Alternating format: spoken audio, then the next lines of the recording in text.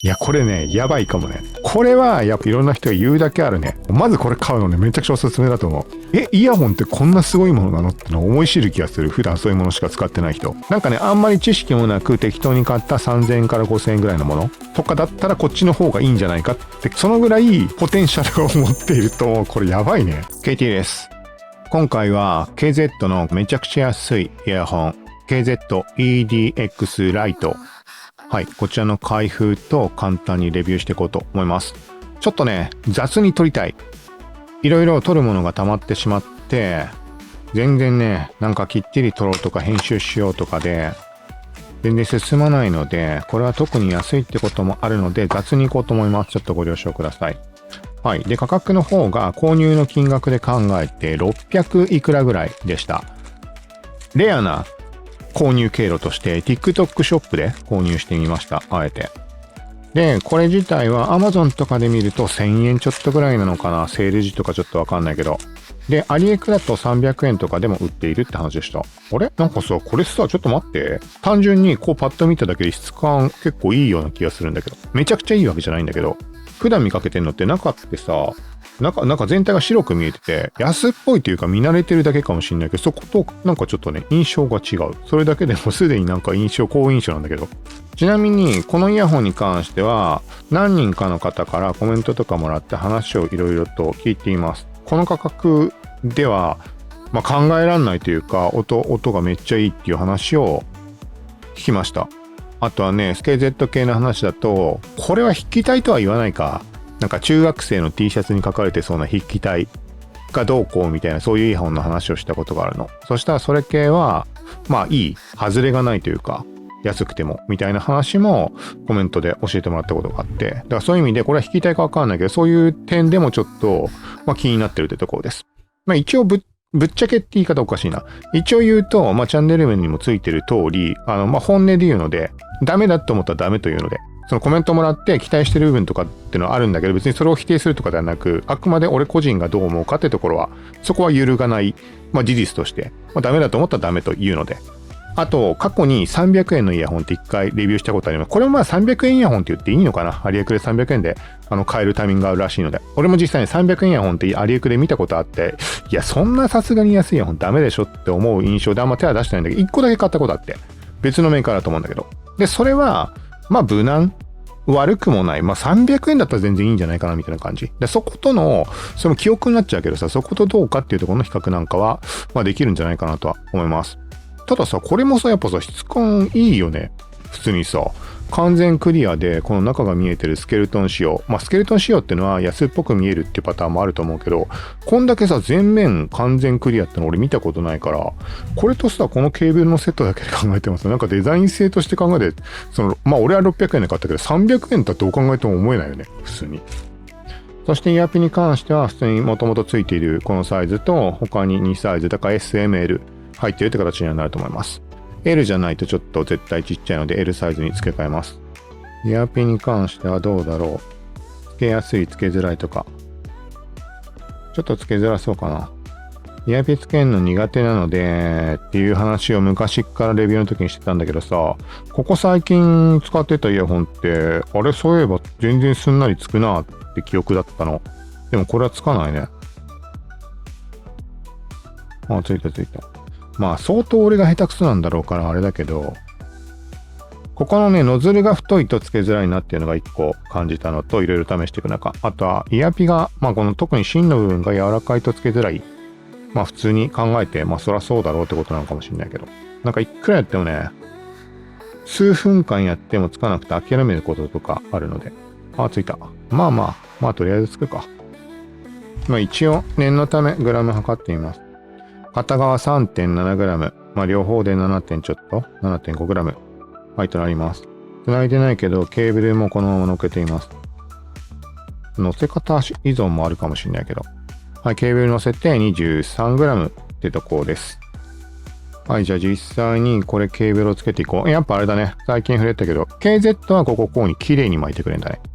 まあこの前も触れたけど、こんなものはまあどうでもいいけど、ただ綺麗に巻いてくれてあって嫌なことはないので、っていう感じかと思います。やっぱさ、ケーブルがなんか質感が悪くないね。色とか含めて。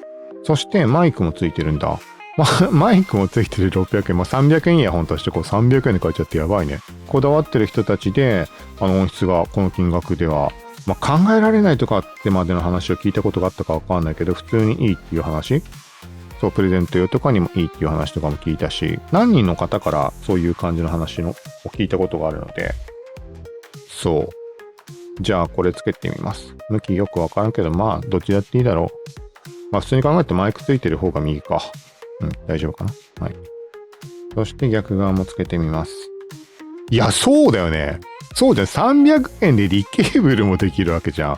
俺が前にさ、動画上げた300円のってリケーブルはできなかったような気するな。どうだっけな。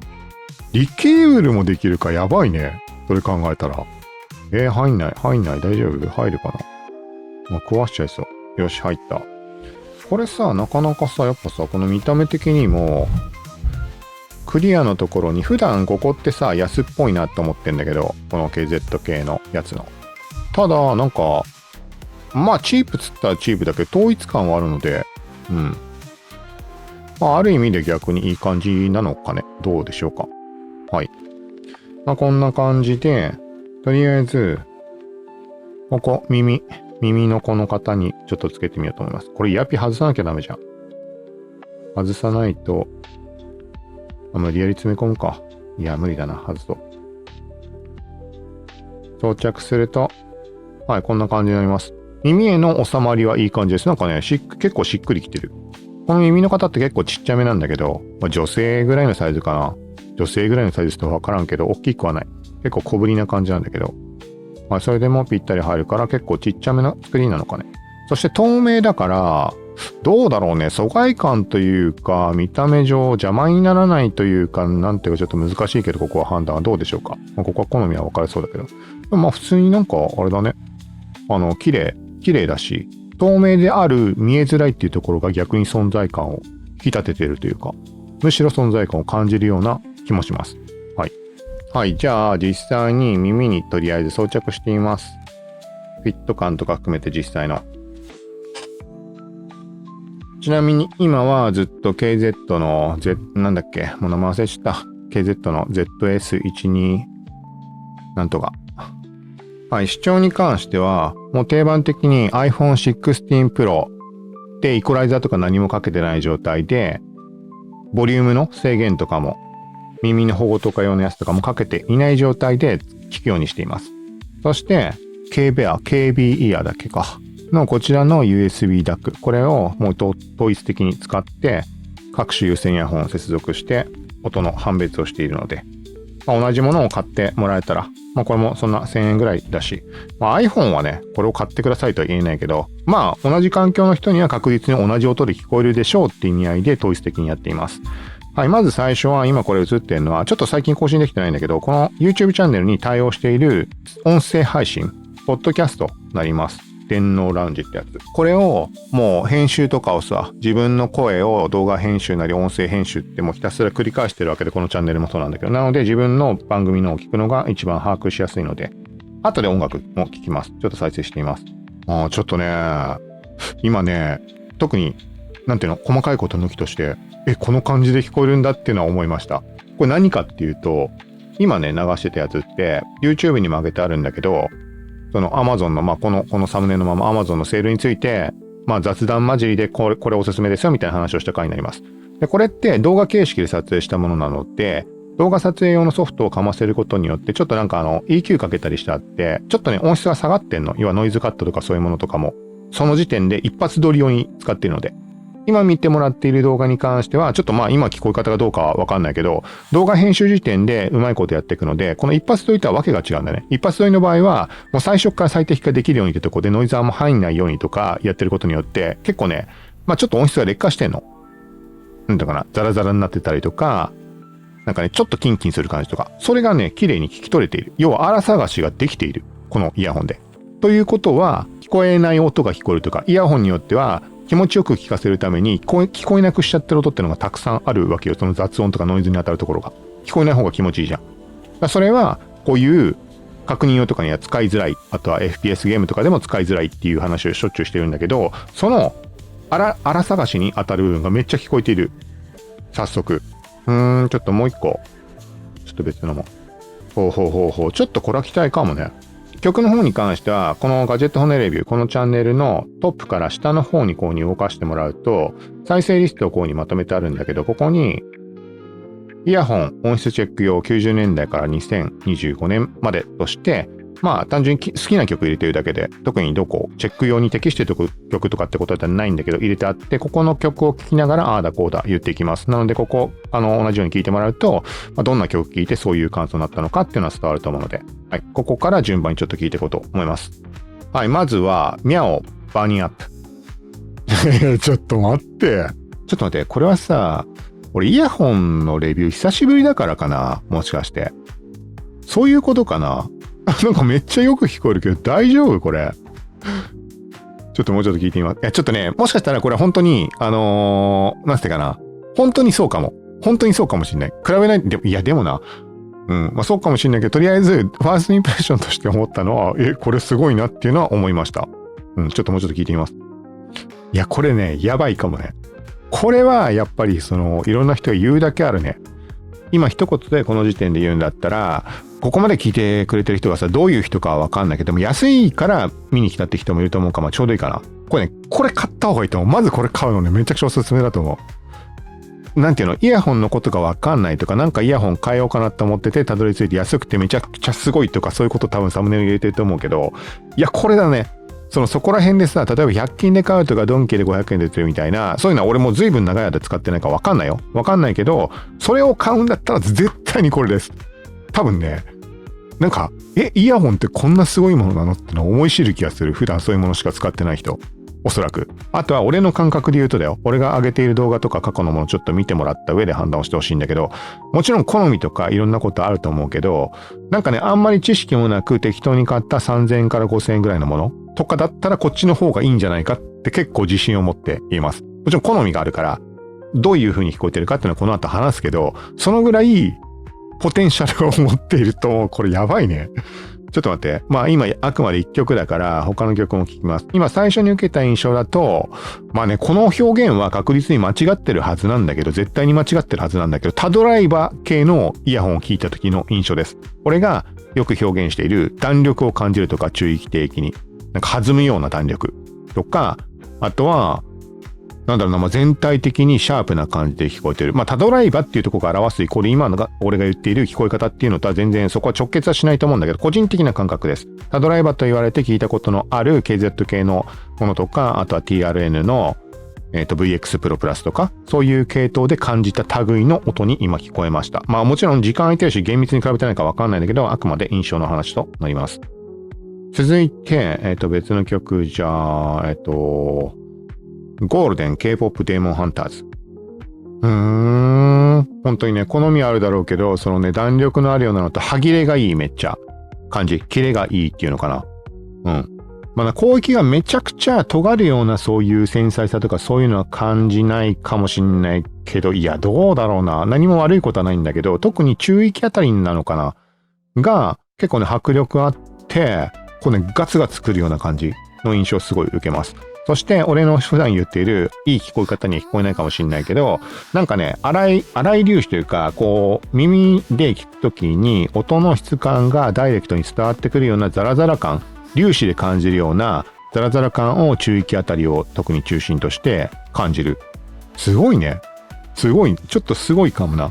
その好みがあるだろうから、絶対に万人に受けるとか、そういうことは間違いなくそこは言えないんだけど、はい、ちょっと別の曲聴いてみます。系統の違うものなんかちょうど良さそうなものないかな。まあ、繰り返しなきゃこれはこの再生リストに入れてあるので、実際に聴いてみてもらった、こういう曲を聴いて、こういう判断してるんだとか捉えてもらえたら。はい、続いてキャット&カルメル、ドラマチック。いいね。アンラベル、東京グール主題歌。いい、普通にいい。まあちょっと、このね、イヤホンのレビューしていく中で好みが変わったっていう話を最近触れていました。だから、まあ、例えば、去年に言ってたことと今の言ってることってもう評価軸が違ったりとかいろいろあるからあれなんだけど、最近は中域の良さというものに気づいてきたのかなってところが自分であって、はい、特にここ最近の KZ のイヤホンのレビューを見てください。そこで話してるので。ZS12 なんとかとか、あとは、ディオニック。ディオニックで結構いろいろ気づいたところ、ディオニックと KZZ-S なんとか、12なんとかだっけもうマジでわからん。さっきさ、見せたやつ。なんつったっけ名前。ちゃんと覚えてたんだけど忘れちゃった。これちょっと高くて1万とか、まあセールで Amazon だと7、8000円ぐらいかなのやつなんだけど。なんかね、これ系で中域の良さを分かってきてしまったのかもって言った、そこが感じ取れている今、めちゃくちゃ。このイヤホン。ちょっとさ、後でちょっと比べてみます。その今見せたさ、1万のやつとも。その他曲は、まあ定番で聴いてるものとして、聞こえ方が違うようなタグ、カイリー・ミノグ&デュアリパ、リアルグルーブ。この曲とかはね、結構ね、ホール感を感じるというか、なんかそういう場所で響いてるなみたいな音で聞こえがちなんだけど、だから、ちょっとでもこもってる系のものだと明瞭感めっちゃないなって、特に俺広域もともと好きなのでって感じるんだけど、今聞いてる限りそういう、やっぱこれもね、めっちゃ歯切れのいい感じ。だからまあね、系統としてはやっぱりエコーがかかってるような聞こえ方とか、そのリバーブ感とか、その空間の広がりを感じるっていうのを求める人よりも、まあ耳の近くでめちゃくちゃ、ガツガツなってくれてるみたいな感じ。迫力があってみたいなところを求める人にいい気はします。かといって低域とかがめちゃくちゃね、なんかね、圧のある感じで、どこどこ来るっていうような感じではない。本当に低域に関しても、まあよく言ってるけど、全音域が、音としてはっきり聞こえるタイプです。なんかさ、音じゃなくて振動として伝わってくるタイプとかってあったりするじゃん。そういう系ではないです。だからそういう意味合いでも個人的な表現としては多ドライバー系で感じている音の感じ。でもさ、この安さで多ドライバーってことはないよね。普通にドライバーなんて1個に決まってるよね。普通に考えて、ちょっとここなんか書いてあるけど、これ見てもあんまわからんのだけど、ここから何か読み取れるんでしょうか。よかったら知識ある方教えてください。でもさ、これさ、一般的に考えてね、イヤホンってね、まあ価格問わずだけど、2、3000円とか、まあ、そのぐらい、5000円とかもそうかな。ここのさ、多分これ、さあ、なんていうの、この聞こえる帯域じゃん？言い方合ってるかわからんけど、ここって 20Hz から2万 Hz ってのをよく見かけます。そこに対してこれ4万 Hz だね。あとは、じゃあちょっとロックぐらい聞いて、あとあれか。これも定番の Do Something Real、米倉敏則。男性ボーカル、ジャパニーズ R&B。ああ、いいね。いいわ。これはいいわ。これはね、これちょっとびっくりだね。本当にね、めちゃくちゃざっくり済ませるつもりでいたの。だって300円だしさ。と思ってたけど、比較はまあめんどくさいからいいかと思う。これ比較せざるを得ないとか、比較せずにはいられない。この感じ。さすがに比べたらさ、差がこれでさすがに感じられないんだとしたら俺の耳がダメっていう話にさすがになるよね。そんなわけないもんね。どう考えたって。ちょっとまさか、本当にね、ちょっとここ余計な話になっちゃうかもしんないけど、300円のイヤホン、その前のレビューの時のちょっと見てほしいな、リンクとか貼るので。なんかね、そのイメージがあったから、KZ はいいっつったって、まああれよりはいいだろうなぐらいで、まあどう考えても、そのダメ出しをするポイントが、最初に言ったじゃん俺。本音で語るから、コメントで、こう、いいとはいいっていう風に教えてもらってはいるけど、あくまで本音で語りますって言ったじゃん。どっちかっていうと俺こういう系統の話し方をするときって、こう、きつく当たるわけよ。要はダメなところをちゃんと見つけてやろうみたいな感じで言ってこれだからね。もちろん300円っていう価格的なさ、ハードルが低いっていうのはあるけど、でもな、さっき言ったみたいなところも含めると、総裁で、プラマイゼロで普通に結構厳しめに判断をしようっていうところがあった上でこの感じだからね。これはすごいんじゃないか。まあ実際後で比べてみたら、やっぱそんなことないかって言うかもしんないよ。そのイヤホン別のも、試すもんやるで。とりあえず、ちょっとヘルレイザー2パック。なんかね、この2パックのヘルレイザーって曲がシンバルみたいな音、これ楽器についてるとかもよくわかんないんだけど、なんかこれがね、綺麗に分離して聞こえるイヤホンっていうのがあって、っていうのをある時気づき始めたの。これは俺の耳が、そういうのを把握できるようになったっていうだけで、昔あんまり良くないって言ってたイヤホンに関しても、そういう風に今聞けば聞こえるのかもしんないんだけど、とにかくそういうのがよくわかる曲だなっていうのを受けていました。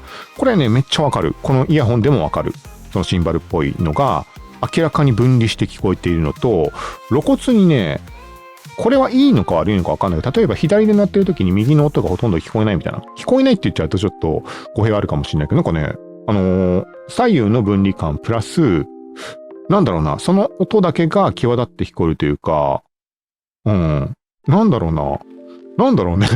まあめっちゃいいってことなんだろうけど、そうか、ここまでの感じを受けるとは思わんかったな。なんか衝撃を受けるとは思ってなかったの、ぶっちゃけ。300円にしてはいいねぐらいの感じだと思ってたの。いいとしてもね。そこは間違いなくはるかに超えてる。これやばい。マジで。この音質で、そのイヤホンのことよくわかってない人に渡したら、まあ、それよくわかってない人は逆にわからんかもしんないけど、それでも。むしろね。かもしんないけど、なんかいいものを求めてるとかって人で安いものしか使ったことない人だったら、これは、びっくりもそうだし、喜ばれるし、プレゼントとしてあげるにはめちゃくちゃ安いけど、この音質、その価格がさ、いくらって知らない人だったら、ちょっと普段イヤホンに多少こだわってるぐらい、こだわるというか、普段音楽よくイヤホンで聴いてるとかっていう人にこれあげたら、まさか300円とは間違ってもまあね。まあ、有線イヤホンってその全体的に価格って安いからさ、あれだけど、まあ少なく見積もってもどう考えても3000円。俺の今言ってるまんまの感覚で言うとだよ。この後比べはするけど、感覚だけで言ったら普通に5000円だね。5000円って言われたって俺の耳がバカなだけかもしれないけど、5000円って言われたって別に納得するかな。いろいろ聞いてきた。素人ながら、知識がないながら聞いてきた。だから耳が何も分かってないけど、ちょっと動画の方一覧見てもらえれば、それなりの数はレビューというかまあ、使ってるので、提供してもらったり、ありがたいことにさせてもらって。そう。だから、その上で考えたときに、5000円レベルだって俺は、思います、これ。うん。面白い。ちょっとあともう一曲最後、ロック、フーファイターズ、ザ・プリテンダー聞いてみます。はい、聞いてみました。まあね、ジャンル問わずやっぱ聞こえ方は、全体的に同じ感じです。最近同じことしか言ってないんだ。結局使ってるのが KZ 系のものだからなのかな。イヤホンによっては、その曲のジャンルが変われば一気に印象変わるとかあるんだけど、まあこれはね、俺の耳の問題もあるとは思うけど、なんかね、これ系統のものは、どの曲聴いても、その響く系統のものに関しても、やっぱりはっきり聞こえやすいから、似通った感じに聞こえてんのかも。ちょっとこれ以上俺には表現は難しいけど。ということでね、めちゃくちゃいい感じです。とりあえず一旦ここでストップして、この後他のイヤホンとも比べたりはしてみようと思います。一応今、PC につないでここからは音をチェックしていこうと思います。EDX ライト、まず聞きます。そして、さっき話にも挙げていた、こちら2機種、この2機種とちょっと比較しようと思います。まあ、酷だけどね、普通に考えてどう考えても。まあ、その1万クラスの KZ、もう名前わからんさ、ZS12 プロ2だかなんだかわからん。ごめんなさい。そして、ディオニック。こっちは4、5千円ぐらいになります。はい。デザインめっちゃかっこいい感じ。PC 側で、またこれも YouTube 再生リストから聞いていきます。ミャオバニーアップ。なんかね、もうね、流した時点で、なんだろうね。まあ、こっから比べればわかることだけど、音質がね、めっちゃ上質に感じる。刺さったりとか、すごい鋭いみたいな印象はないかも。個人的な感覚としては、この2つは結構まあ鋭め。めっちゃ鋭いっていうよりはやっぱ中域の方が強く感じるんだけど、全音域がはっきり聞こえるタイプっていうのは、まあ、今つけたやつも変わんないんだけど、いや、PC 側だと4万くらいする DAC 使っていて、まあでもその傾向動向じゃないか、ちょっとわかんないな。まあいいか、まあそういうものを一応使っていて、イコライザーに関してはフラットの状態で、まあいつもやってて、いつもと同じ環境なんだけど、なんかね、結構ボリューム上げても、なんか、あれだね。上げれば迫力はもちろん得られるんだけど、十分な迫力。今 50%、40% ぐらいまで上げて、まだまだ上げられるから、ものすごい音量にも持っていけるとは思うんだけど、なんかね、全体的にマイルドな印象がすごい強いです。マイルドだけど、音ははっきり出てるみたいな感じ。中域がやっぱり最もなんか、こうあれかな、強調というか目立つ部分なのかな。PC 側だとスマホに比べると低域がちょっとマイルド感が強くて、そこのマイルドさっていう表現にさっきから言ってるものにつながってるのかもしれないです。ちょっとあえてもっとボリューム上げてみよう。ここら辺はだからインピーダンスとかそこら辺が関わるわけだよね、きっと。俺知識ないかわからんけど。ちょっと耳が慣れたのかも。そのね、マイルドって言ってるとこやっぱ低域あたりの部分で、他の中域、広域に関しては結構シャープに音は鳴ってるはずです。ちょっとボリューム上げたからってのもあると思うけど、なんかね、そこら辺が際立って感じられました。ちょっといろんな曲聴いてもあれなので、この時点でもう変えちゃおうと思います。これさ、ケーブル感の差なんてあるかね、この安いので。むしろこっちの方がダメそうな気がするんだけど、もしかしたらこっちのと比べてみるのとかもありなのかどうなのか。はい。とりあえず、この EDX ライト外して、もうこれはね、本当に比較には濃すぎるものとして、まあ、名前わからんけど、KZZS12 プロ2じゃなくてなんかそんな感じのやつ繰り返し言ってる1万クラスです。Amazon だと7、8000円ぐらいだと思います。さあ、これにつなぎ替えてどうだろう。ここ一発目重要だな。なんかね、あんま聞いちゃうとわかんなくなっちゃうので、初っ端のこの聞き比べた瞬間めっちゃちょっと重要視しているので、最初に何を思うか、ここで、いや、やっぱ全然違うわってなんのかどうかだね。ボリュームをあえてこのまま同じでいきます。でかすぎたら下げます。いやー、これはね、これさ、立場なくないか？いや、もちろんこっちの方が分離感があったりとか、それはちょっと聞いただけでも分かったね。ただね、パッと聞いた印象としてめちゃくちゃ大きな差があるかって言われるとちょっと微妙。って言いつつ、これ聞くじゃん。聞いた後に、最初の印象で比較するのが大事だと思ってって言ったけど、これを聞いた後に戻した時に分かるんだよね、大体。なので、もうちょっとこれで聞いた後に戻しています。そこで、やっぱ違うわって多分言うと思う、いつものパターンなら。はい、聞きました。戻そう、速攻。今ね、これをちょっと聞いてて思ったのは、低域のマイルドさがこっちはあんまりない。こっちはマイルドに感じた。つまりこれがマイルドな表現ってことなのか、なんか表現が足りないから、解像感が低いからマイルドに聞こえてるだけなのか。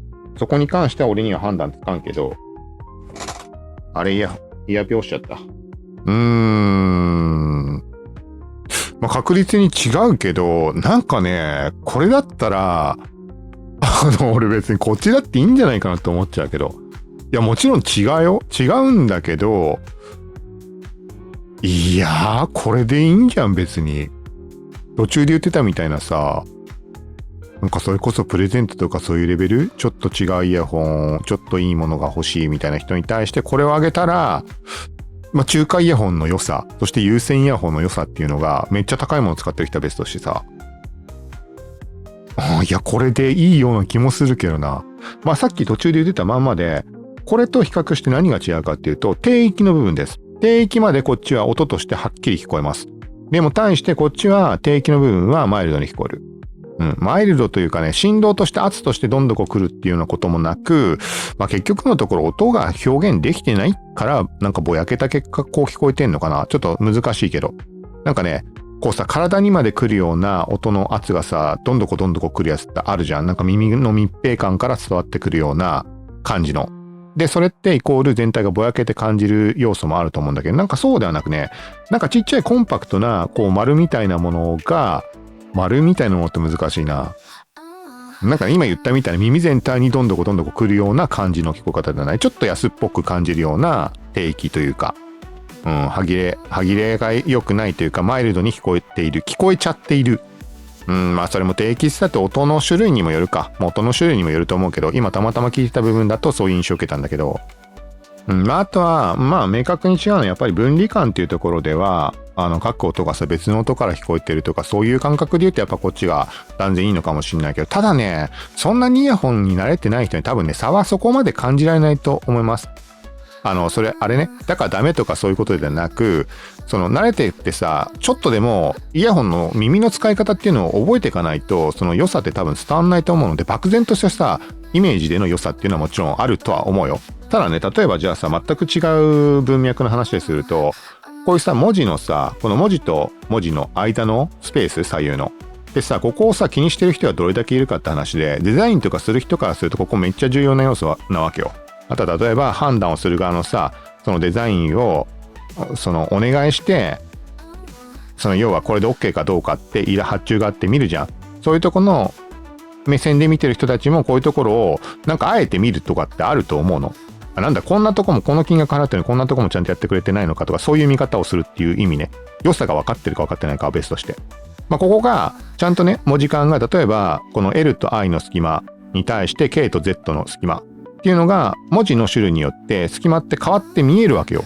実際に違う場合もあると思うんだけど、だからそれをきれいに調整してあげるっていうカーニングとかって言われる文字間の文字詰めの感じがあるんだけど、で、これが調整してるかしてないかで、全くの素人が見てる時多分何もわかんないの、そんなもん。誰も気にしてねえわって話なの、ぶっちゃけ。例えば俺も、まあこのチャンネルではそんなに細かくやってないけど、テロップとか入れる時にちょっとね気になっちゃって、カタカナとかだと隙間が広く空いてるとかってあって、そこね、わざわざ詰める瞬間もあるの。今回はやってないと思うよ、多分。そもそも文字あんま入れてないかもしれないし。で、それが視聴者に伝わるかって言ったら絶対伝わんないの、そんなこと。でも漠然とそれを、なんか整って見えるなと思う人も中にはいると思うの。そのぐらいの感覚の差でしかないと思う。よくわかんない人たちにとっては。そう。でも逆に、さっき言ったみたいにさ、そこを見る人たちにとっては、この文字の感覚ね。ちゃんとやってんなっていうのは確実にこれと、これだったら差は出てしまう。とは思うんだけど、特にこだわりなくっていうんだったら全然これでありなんじゃないかなと思います。そのぐらいのポテンシャルはあると思います。いや、だから価格差がやばいからね。だって30倍でしょ ?30 倍近くでしょだって。300円。俺は600円で買ってるけど、繰り返し言ってるけど。対してこっちは、1万クラスのものなわけだから、はい。もうちょっとこれ聞いて、次リオニックちょっと聞いてみようと思います、一応。なんかね、印象としてはこっちの方が近いんじゃないかなって気がするんだよな。これよりも、今使ってるこれに。ちょっとじゃあリオニックも、まあいいか、ちょっと、ケーブルの明確な比較にはならないから、これを外して、こっちにリオニックつけてみよう。リオニックは、さっきも言ったけど、4、5千円ぐらいのイヤホンになります。リオニックね、おすすめ。この2つはめちゃくちゃおすすめです。前から触れているコンク一強みたいな俺の中で揺るがなかった。まあ、広域って時の話だけど、そこがね、ちょっと崩れたのがこの2つのイヤホンになります。リオニックとこいつ。これは、コンクに近いとかそんなことでなく、俺の好みが変わったとかも含めて、好みが変わるような、そういう体験をさせてくれたイヤホンってことになります。はい、ちょっと聞いてみます。はい、聞いていました。これはね、もうさっきと同じだ。こっちで話したのと同じで、よくわかんない人は絶対これでいい。これを聞いて、そのなんか体感した上で次を目指すってなった時にここら辺行くんで十分じゃないかなと思います。今聞いた印象としては、やっぱり、こっちの方が音の、これもあんまり音の広がりって感じるタイプではないんだけど、全体的に近くで感じるんだけど、それでもこれと比べるとやっぱりね、多少の空間表現っていうのはこっちの方が感じます。これも耳がいいわけじゃないから、多少じゃなくて断然違うだろうって話なのかもしれないけど。でも俺の中では、だからそのぐらいの差しか感じない。そして、低域に関してこっちはマイルドだって言ったじゃん。表現しきれてないから、そういう風になんかマイルドにこっちやってるだけで、なんかダメな要素なのかなみたいな言い方もしたと思うけど。これはね、こっちと比べると、こっちとは明らかに違ったんだけど、こっちはもう低域も歯切れよく聞こえるので。でもこれとこれの差で言うと、そんなにどっちかっつったらここの差は狭い気がします。これと比べると。だからそういう意味でも、でもな、リオニックはめっちゃいいってこの前表現したばっかだけど、表現というかまあレビューしたばっかだけど、まあこれに勝るとかそんなことは間違いなくないんだけど、でもね、まあこれでいいんじゃないかなってめっちゃ思える感じではあります。へえ、そうなんだ。これはすごいね、マジで。KZ 恐るべしってこの前触れたけど、本当にこれはやばそうだね。いや、これさ、俺にはこういう表現しかできないけど、分かってる人たちにはどう聞こえるもんなんだろうか、何が違うんだろうか。まあ、とりあえず、まあ、ボリュームを上げれば当たり前のことかもしれないけど、迫力ある感じでも聞けるし、まあ、ボリューム上げるとやっぱちょっとあれか、中域も含めてちょっと刺さる感は出てくるとは思うんだけど、なんかね、めっちゃね、いい感じに聞こえます。ただ、一個言うと、あんまこういう表現の仕方っていうか、したことなかった気がするけど、ボリュームがちっちゃい時の話あんましてないね、最近。ボリュームがちっちゃいとめちゃくちゃね、マイルドに感じて、せっかくの歯切れの良さとか、ボリュームを大きくした時には感じる中域から広域にかけての、まあ、若干の刺さりっていうのはボリュームが大きいからそう感じるだけだって、刺さるっていうのとは違うかもしれないけど、シャリシャリと全体的に、歯切れよく聞こえる感じ。これがちっちゃい時にはそこが損なわれてしまうので、なんか持ち味が出せてないな、みたいな。それまあ何のイヤホンだってそうかもしれないけど、おそらくだよ。おそらくこっち系のものに関しては今はわざわざ聞かないけど、こっちはボリュームをちっちゃくして聞いたとしても、ある程度鮮明さは残るんじゃないかなと思います。そういうところで差が出そうな気はします。まあ、みたいな感じで、ちょっとまあざっくりっていうところで考えていたので、今回はこのぐらいで終わりにしようと思います。はい、ということで、まさかの結果かな、結構。まあ本当にあれかもね。これが筆記体と呼ぶかはわかんないけど、筆記体の、中学生の筆記体 T シャツのイヤホンは安いものもいいっていう話を聞いたっていうところもあっての話だったんだけど、筆記体かわからんけど、手書き文字みたいな感じじゃん。そこでも筆記体とっていう感覚で俺はそういうつもりで買ったんだけど、これはね、普通にね、おすすめです。中華イヤホン手出したことないっていう人は絶対おすすめなので、まず試してみてほしい。まあ Amazon だと1000円ぐらいかな、多分。リンクは全部概要欄貼るので、Amazon と、あと、アリエクとか抵抗ない人は、そっちだったら300円で買ったって話も、教えてもらったので、タイミングによってはなのかな。俺は TikTok ショップで600円で、TikTok ショップ貼るっていうあれもないから、貼りはしないと思うけど。はい。ということで、今回は EDX ライトレビューしてみました。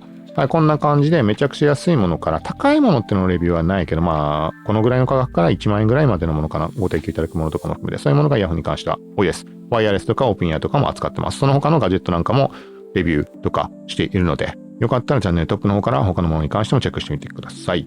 はい。では今回は以上となります。さようなら。